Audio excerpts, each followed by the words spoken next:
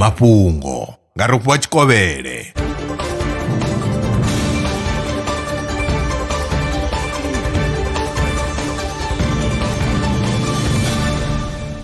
Lo kovhela ndi madekwana hu khou tevhela mafhungo.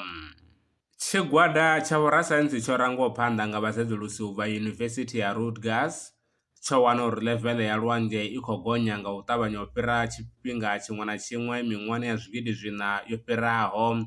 Zwi tshi zwo ralo, ḓorobo dza phendelashango ya ḽa China dzi khou livhana na khombo khulwanesa. Tsedzuluso yo gandiswa kha dzhanala ya Nature.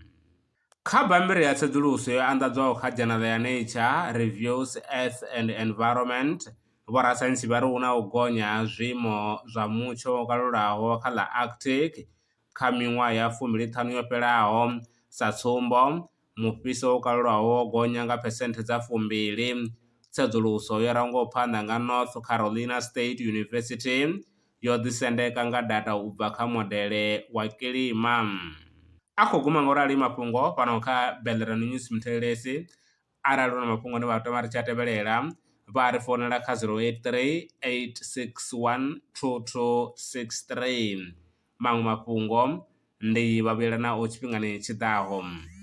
Ndaa. Lwa miṅwaha I fhiraho fusumbe, dzina ḽithihi fhedzi ndi ḽone ḽi bvaho phanḓa khou endedza vhadzulapo vha ḽa Afrika Tshipembe. Mulaudzi Transport Service ndi khamphani yavho ine ya vha endedza u ya na u vhuya mishumoni nyendo dza kule na tsini, hu tshi katela na u welekanya mikano ya mashango a tsini na Afrika Tshipembe. Ri vha endedza vha swika hune vha khou ya vho tsireledzea. Arali vha tshi ṱoḓa u bva nga tshigwada u dzhenela vhuṱambo vhufhio na vhufhio, kha vha ri fhulufhele ngauri ri ḓo vha swikisa nga tshifhinga. Vha nga ri kwama kha nomboro dzi tevhelaho 083 227 0606. Mulaudzi Transport Service, no place is too far to reach.